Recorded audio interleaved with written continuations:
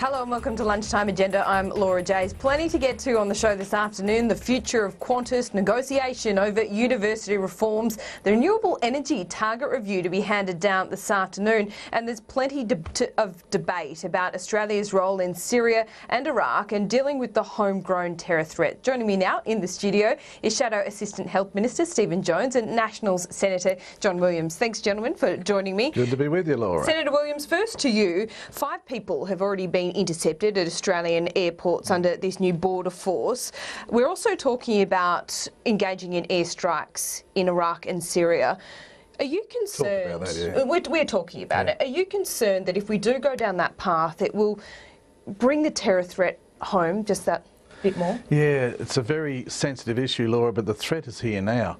We've got some 100 or so in Australia apparently assisting with what's happening in northern Iraq and Syria, some 60 odd Australians over there. This is a real concern, and I think the way that David Johnson has handled it is very good. Let's see what happens on September the 10th with the government in Iraq, if they need our assistance. But you know, the barbaric actions have been carried out there in northern Iraq by ISIL, etc.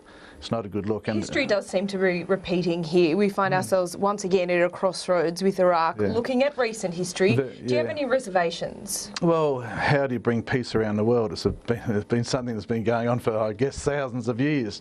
But it's good to hear that President Obama is talking with other countries, including Turkey, our close allies of ours, of course.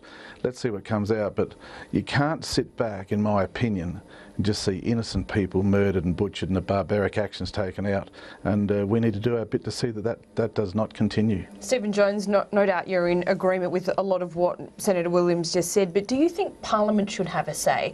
Or is this decision solely up to the government in consultation with the other major party, the opposition, the Labor Party in this case? Look, I think there should be a public debate and I think there should be a parliamentary debate, but I'm pretty traditional on the belief that it is the role of the government of the day in consultation with the opposition to determine whether we commit to a war or we're engaged militarily. And there's good reasons to that. There is information that is available to governments that can't be available to everyone. Is there a line for you in the Labor Party about airstrikes and boots on the ground? Well, I've got to say, firstly, I want to say that, I agree with Wacker that what is going on over there in Iraq is absolutely deplorable. Australia has a fine history when it comes to intervening in the cause or in defence of people's basic human rights. I think the government has to ensure that there is a comprehensive plan in place and that they explain it and they talk to the opposition about it. But I've got to say, if you look to what we should do in the future, I think our past is some indication of that. I would say, the last Iraq engagement was not a glorious episode. We want to ensure that we do a lot better if we were to do anything this time. Some of your colleagues have suggested this morning that this terror threat in Australia is perhaps just a distraction for the government who doesn't want to talk about its budget. We heard from Sue Lyons, who didn't step away from that, but we've also heard from frontbencher Kim Carr on the doors of Parliament this morning. Government will talk about anything else. What we've heard from the Defence Minister last night is that sometime in the future they might consider the deployment of defence assets. We'll have a look at that when there's actually a decision being made rather than discussing the possibilities. What we see from this government is that they want to talk about everything but their own fiascos when it comes to this budget, their lies and their deceit, their deceptions of the Australian people, and we were doing everything we can to hold them accountable and to ensure that these measures do not pass the Senate. Stephen Jones, do you agree that perhaps all this talk of national security and the terror threat is a bit of a distraction from the budget? Well, I'd actually put it the other way around, Laura. I think the inability of the government to put in place a comprehensive, cohesive budget strategy and to communicate that clearly to the people, to deal with the Senate, and to have a strategy to get their budget-related measures through the Parliament into practice is a distraction for them dealing with these other issues and having those other issues dealt with, comprehended credibly with the Australian public. And there's a bit of cynicism. So you don't agree with your colleagues, really? Do you think there's perhaps a bit of politics being played there? Well, there's always politics being played. Let's let's be honest about it, mate. There's always politics being Really? played. I've never been there. But no, I think the issue is this. But it is a bit unedifying on an issue as serious as terrorism. Where there is no disagreement between ourselves and the government is an absolute abhorrence about what is going over there in Iraq, and the need for Australia to play its part as an international citizen. But I will repeat the point. I think the inability of the government to deal with its budget properly is a distraction on them dealing with this. All right, I do want to move on to Qantas. Senator Williams, Qantas says the worst is behind it. This is a pretty dismal figure handed down today. And again, Alan Joyce has calls for him to step aside. Should he? I think they're right when they say the worst is behind them. Forecasts are the first 6 months of next year, Laura, they'll make a profit. Let's hope so. Share markets reacted in a bit of a positive way this morning with the announcement. Look, write-downs on their 747s and 380s. We're doing our best to help them. We've saved them $114 million a year in their carbon tax. That's the tax that Stephen and his crew put on that we weren't going to have. We've got to get the cost down. They're in a very competitive world. I mean, you're up against Thai Airways and Etihad with their cheaper fuel and so on. It's a tough industry, but we really... Alan Joyce should stay. It's not my call. But look, I've had reservations about Alan Joyce's job. Jetstar Asia has been a real negative as far as their investment goes. They're still losing money. I fly QantasLink out in the bush all the time. Great service. Not all the time. Sometimes with wrecks. And I think that's a very good airline. But let's hope that's through the worst of it. They have $3 billion in cash reserves, which is a pretty strong bank account to have behind you for their credit rating, etc. That's right. But as Warren Truss has pointed out earlier today, in terms of the reform Qantas wants, the Qantas Sale Act, Stephen Jones, it still wants to lift this cap on 49% foreign investment. Do these figures today demonstrate, or otherwise, that Qantas really needs the Parliament, Labor, to come to the party on those changes? I don't think that's the real issue. The real issue here is the intense competition within the international aviation market. Australia, a relatively and domestic, small part. And domestic competition. They're not doing so badly in the domestic market. Qantas has made it very clear that it wants to see that part of the Qantas Sale Act repealed. Why are you ignoring that? Why is Labor in a position to say that's not the correct way to go? We have a series of concerns about the propositions that were put up by the government, and that have been put up by some of the propositions have been suggested by Qantas. And it all gets down to this one thing: we want to see Australian jobs, and we want to see the protection of Australian jobs. And I will make this point, this is another 5,000 jobs about to go. When are we going to see a jobs policy from this government? Something is about protecting jobs, not seeing them lost. I want to move on to the renewable energy target. The report will be handed down this afternoon. John Williams, this is a very contested and contentious issue in the bush. It is, yes. Do you want to see that target scrapped altogether? No, I want to see the report, first of all, Laura. We get varying comments about how much is the renewable energy target costing the family power bill, doing jobs. My former colleague who just left here, Ron Boswell, was adamant that we need to change this. The review is underway. Even in the Act it says to be reviewed every 2 years. But Laura, when the Act was brought in, a figure of 41 gigs was put in it. Our 20% by 2020 is now around 28. So you don't want to see it scrapped, you want to go back to the so-called true 20%, I want to see the report and recommendations, because I have not been doing a review on it, and we need to learn, and that's what the governor's done. We've got the report out. As I understand it, the recommendations will be anywhere from scrapping it to... Well, you understand more than me. You understand more than me. Surely that's where you're looking at. Well, look, what we're looking at is reducing the cost of doing business. Okay, let me put it this way. Okay. You don't want to see it remain at 41,000 gigawatt hours. My personal opinion, no, certainly not, because we're transferring our businesses overseas and losing the jobs that Stephen's just been talking about, like with Qantas. We can't have an environment here where it is so expensive to do business, they can simply pack up and go overseas and do the business over there cheaper. If we do our bit by 20% by 2020, I'm happy with that personally, but it's not my call wholly and solely. Absolute cowpats, Wacker. Absolute come on. cowpats, mate. Look, your side likes to talk about sovereign risk. I've thrown a few of them, buddy. Your side likes to talk about sovereign risk. 20,000 jobs in this industry. We used to be number 5 in the world in terms of investment. We're down below 9, closer to 10 now. And there has been an absolute capital strike because you guys have said to the industry, what about the other jobs? We don't know whether we're going to back you. I mean, Joe Hockey drives down to Canberra from North Sydney. Sydney gets a bit scared by windmills, and all of a sudden we're having a capital strike on one of the growth industries in this country, and one of the only industries that is growing in regional Australia. Stephen Jones, would it be at least acceptable to you, some kind of compromise, I guess, going back to the true 20%, 27 or 21,000 gigawatt hours by 2020? We have an opportunity in Australia to actually lead the world in renewable energies by having some certainty around the structure of the industry. You ask how much does it add to the price of a power? Bugger all is the answer, bugger all. And yet what we are actually seeing in some peak times, you take in the middle of summer... Seen the graphs, seen the figures. We are actually saving money because of the contribution of renewable energy, and we're stopping the enormous rents that gas and coal-fired power stations are charging people for those peak pricings. Renewable energy is actually saving us money, mate, and it's saving jobs. Okay, hold the fire. We will have a quick break here on Lunchtime Agenda. We'll be back. Stay with us.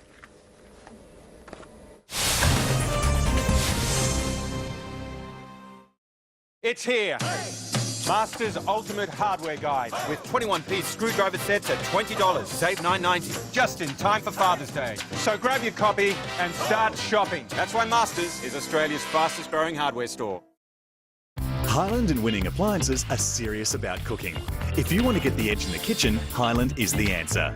Makers of superior large-capacity pyrolytic ovens, high air extraction range hoods and extraordinarily powerful induction and gas cooktops, offering the ultimate in control and finesse. Cook like a chef with Highland and Winning Appliances. And for a limited time, buy any Highland oven and cooktop package and receive $500 cash back. Visit a Winning Appliances store near you. winningappliances.com.au.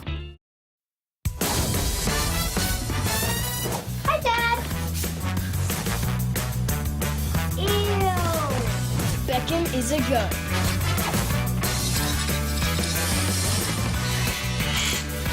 Beard trimmer, #winner.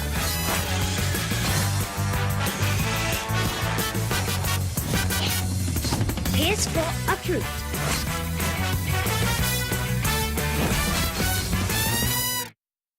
Back in the day, a bottle of milk cost around 20 cents.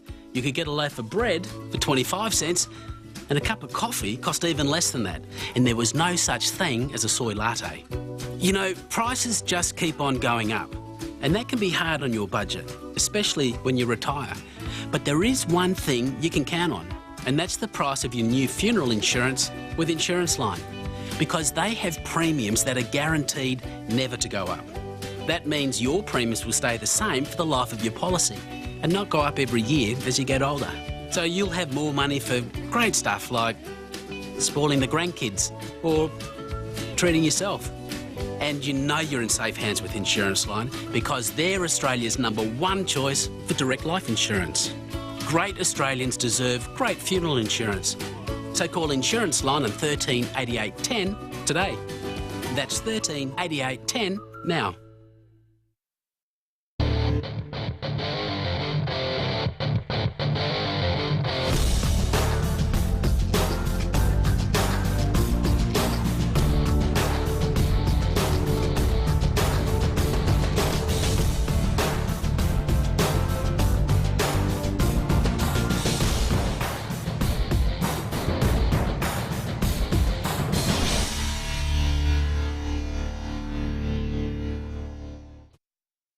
The joy of travelling the world is now on sale for 1 week only. For not to be missed deals on worldwide flights, be sure to book before midnight Saturday at Webjet.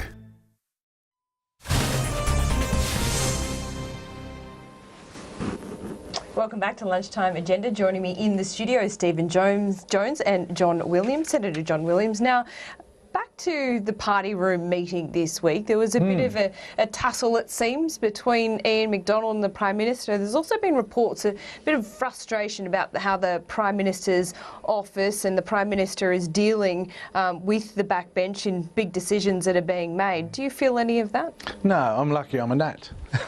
Because I always have access. Still in coalition. We are in coalition, of course, and a strong, good coalition. But I always have access to my leader, Warren Truss, my Deputy Leader, Barnaby Joyce, Nigel Scullion, Fiona Nash in the Senate. I don't have any problem communicating. Some did, well, I read in the reports, I don't want to comment what was said in the party room, but some did have concerns about some frustration, but yeah. Is there frustration? There's a pretty good place for frustration around here. Yeah, I'm sure it is. Is there frustration about how the budget is being sold and why there seems to be a bit of a stalemate? There's always, I'll be frank with you, Laura, selling the budget is always a tough message. Doesn't matter if you're in government or we're in government. We inherited $331 billion of debt of last Friday. I think all Australians know we've got to get the budget in order. Selling those changes that some have to suffer some pain, and we're all going to suffer some pain on, it's always a tough sell, but the message is quite clear that we need to get the budget in order. Even you would agree with that. You were going to give us a budget surplus, but we're still waiting to see it. And the budget is a hard sell. I just want to ask one more question on the budget to Senator Williams about the fuel excise. Now, this is a bit of a contentious issue kind of in the bush because, yes, it's only 40 cents a week increase, but that On money average. would go to roads. So surely there's some frustration that this issue, a 40 cent a week increase in fuel, was being able to make a lightning rod issue, an example of the unfairness of this budget by Joe Hockey. Yeah, I wanted the fuel excise because I want our roads fixed. Where I live, we're dirt roads and a lot of transport, carting our beef and our wheat and our cotton, etc. Laura, there was 6.3 cents a litre excise in 1983 when Bob Hawke won government. When they left, it was 34 cents a litre. The Howard government took to 38, where it was frozen back in about 2000. We actually have low fuel tax, and it's always controversial to raise a tax, but this is a levy, a tax, that I want to see the money go into the regional roads because we need those roads repaired for the safety sake of so many people. Stephen Jones, you don't really need to be negotiating with the Palmer United Party at the moment, but there seems to be a bit of a split. We talk to everyone, You Laura. do talk to everyone, but a split between Senator Lambie and Senator Lazarus. Do you have any predictions about how this alliance might pan out in the years ahead? That's a tough question. Laura, I feel sorry for I understand Steve. they had a bit of a passion to make up sometime today. Yes, but they look, did. Clearly, you know, this is a party which is dominated by Clive, and sometimes there's a little less Actually, united. it was dominated by Clive. It's funny that you mentioned that, Stephen Jones. We might just show you what Clive Palmer had to say today as he played down any kind of rift amongst the pups. We left the press club, and there was Glenn holding hands with Jackie, and she stepped forward and gave him a big kiss on the cheek, right? So I normally take that a kiss as something about love and friendship and unity. I've never seen Julia Bishop kiss Tony Abbott yet. It's been a long time, right? And I've never seen Tanya Pavlicek kiss Bill Shorten. Stephen Jones, as Clive Palmer points out, they kiss and made up. I've never seen Bill Shorten or Tanya Pavlicek do that. Therefore, Julie Bishop or Tony Abbott. So they're pretty close, aren't they? Yeah, look, you can see Clive trying to put the United back into the Clive Palmer United Party. Good. Look, it must be tough in such a small party room. The key issues we've got to focus on, though, are what's happening with the Senate and their deliberation on the budget measures. I don't think we should be focusing on so much what's going on in the the Palmer United Party. As colourful as they are from time to time, there are bigger issues. All jokes aside, one of those bigger issues is university reform. John Williams, this is a pretty difficult issue again for regional constituents because universities in regional areas might be the ones to lose out with this deregulation. Well, I don't think so, Laura, and many of the universities support it. Why are you so confident? Because if you deregulate the pricing, soon as the big cities put their price right up, they're not going to get students. If they put their prices up, $1 in $5 must go to scholarships for those people in low socioeconomic regions. I think it's a good thing, and we must lift our standards. And the bottom line is this. At the moment, you do a university degree, you pay 40 cents in a dollar. The taxpayer pays 60 cents. There will be an increase to 50 cents in a dollar. But the HECS fees, average HECS fee owing now is $16,800. It may grow to $20,000. But that is a controversial issue of the What interest about rates. women, if they have to pay this market rate of HECS and they take time out to have children, that debt is then prolonged throughout their life? Well, it's the same now, where my daughter-in-law has two children. This would be a higher rate. Well, bond rate compared to the inflation rate, not a big difference, but there is a difference. The people face that now. We're owed $22 billion in HECS fees plus. Okay. We've got to pay for Jones, we're going to hear from University of Australia. We've got about a minute left. 20% increase, that's the minimum. Wacker here's putting a brave face on it and saying the fees won't go up in regional Australia. They've clipped the budget per student on average between 20 and 30%. Labor made similar cuts though. No, actually, Well, that's different. That's different. We increased the rate of increase. Yes, sure. We did not cut the per That's still student. denying universities We did not millions cut the of per dollars. You're opening up for 80,000 Fair extra. income about One this. more No, point, no, one more point. Fair income about we did not cut Universities the per Australia student. say the status quo cannot remain. Yeah, they So also what changes are they you are willing to also see? saying we cannot cop the 20% per student change, and they are also saying that we think the increase on the interest rate on student debts was going to be devastating, and we Okay. agree with them on 2 out of 3 points. All right, Stephen Jones, Senator John Williams, thanks so much for joining me on Lunchtime Agenda. Always great.